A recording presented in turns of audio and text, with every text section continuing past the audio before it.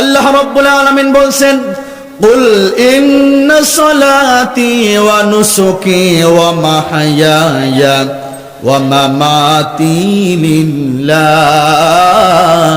রাব্বিল আলামিন। আল্লাহু আকবার।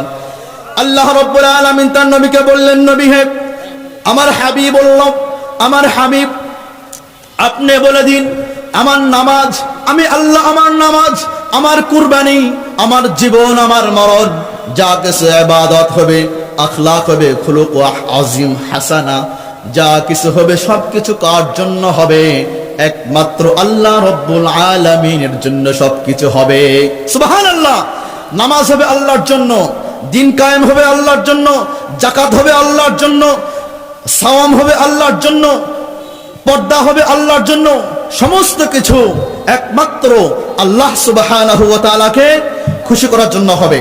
আমার প্রিয় ভাইরা, কোরআন আল কারীমের 2 নম্বর সূরা আল বাকারার 208 নম্বর আয়াতে আল্লাহ রাব্বুল আলামিন বলছেন, যাদের মুখস্থ আছে সোনালী আয়াতটি ঠোঁট মিলিয়ে আমার সঙ্গে পড়ুন।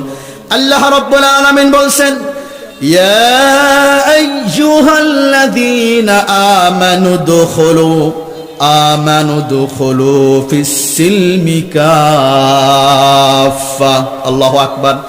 আল্লাহ রাব্বুল আলামিন বলছেন, ওহে ঈমানদারগণ, তোমরা যারা ঈমান আনয়ন করেছো, ইসলামের মধ্যে পরিপূর্ণভাবে দাখিল হয়ে যাও, ইসলামের মধ্যে পরিপূর্ণভাবে ঢুকে যাও, প্রবেশ করো। একটা মানবা আর একটা ছেড়ে দিবা তা হবে না। ইসলামের ফার্স্ট টু লাস্ট সমস্ত আমল, সমস্ত ইবাদত, সমস্ত আখলাক, ইবাদত, লেবাস, পোশাক, সিরাত, সুরাত, তাবিয়াত, জিকির, আসকার, মুরাকাবা, মুশাহাদা, দিন কায়েম, সমস্ত কিছু আল্লাহ রাব্বুল আলামিনের জন্য করতে হবে।